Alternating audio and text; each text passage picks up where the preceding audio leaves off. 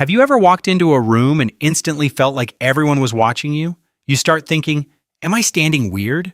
Did I say something awkward? Why did they look at me like that? The worst part is that even when nothing bad happens, your brain still treats the situation like a threat. That is what social anxiety can feel like.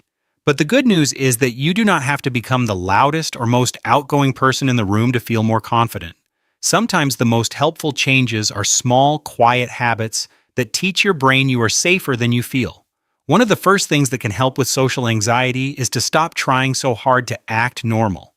When you feel anxious around people, your brain starts monitoring everything you do.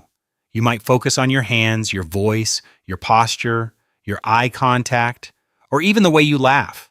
Instead of being present in the conversation, you begin watching yourself like you are performing. This usually makes anxiety worse. A better approach is to shift your attention outward. Instead of asking, am I acting normal? Ask yourself, what is the other person actually saying? This helps bring you back into the moment. Another useful tip is to give yourself a simple social goal before entering a social situation. Many people tell themselves, I need to be confident, or I can't be awkward. But those goals are too broad and create unnecessary pressure. Instead, choose one small goal that feels realistic.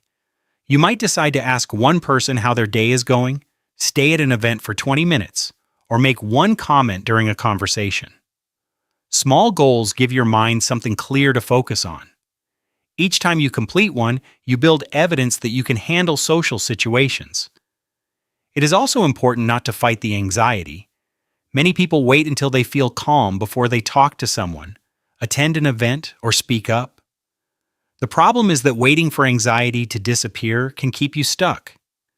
Instead, practice bringing the anxiety with you. You can feel nervous and still say hello. You can feel your heart racing and still ask a question. You can feel awkward and still stay in the room. The goal is not to never feel anxious. The goal is to stop letting anxiety make every decision for you. Another helpful reminder is that people are usually paying less attention to you than you think. Social anxiety often convinces you that everyone noticed your awkward pause, shaky voice, or nervous expression. In reality, most people are busy thinking about themselves. They may be wondering how they look, what they said, or what they need to do later. This is often called the spotlight effect. You may feel like everyone is focused on you, but that does not mean they actually are. When your brain says everyone is judging me, remind yourself, I feel visible, but that does not mean I am being judged.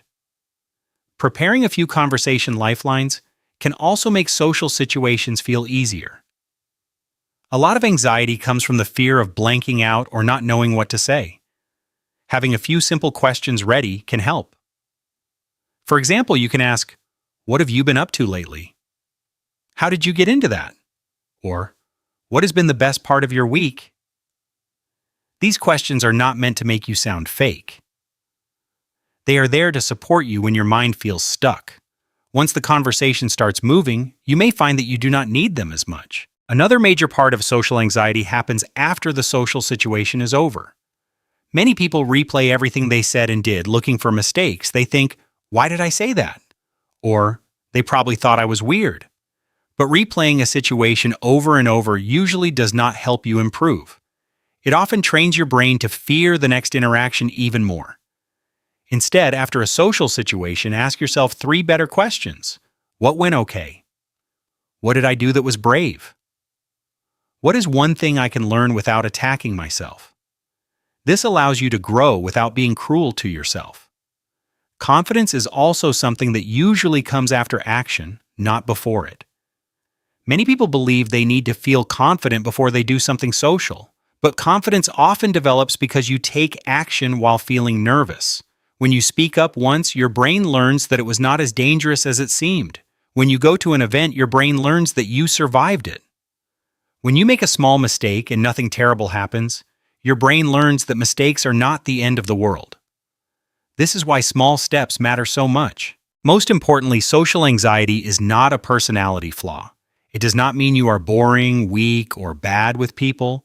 It usually means your brain is trying very hard to protect you from rejection, embarrassment, or judgment. Instead of hating that part of yourself, try working with it. You can remind yourself, thank you for trying to protect me, but I'm safe enough to take this small step. Progress does not come from becoming a completely different person. It comes from slowly teaching your brain that social situations are not as dangerous as they feel. In the end, overcoming social anxiety does not require perfection or fearlessness. You do not need to impress everyone, say the perfect thing, or become the center of attention. You only need to take one small, brave step at a time. Every small step gives your brain new evidence that you can handle more than you think. Over time, those small moments can help you become more comfortable, more present, and more confident being yourself.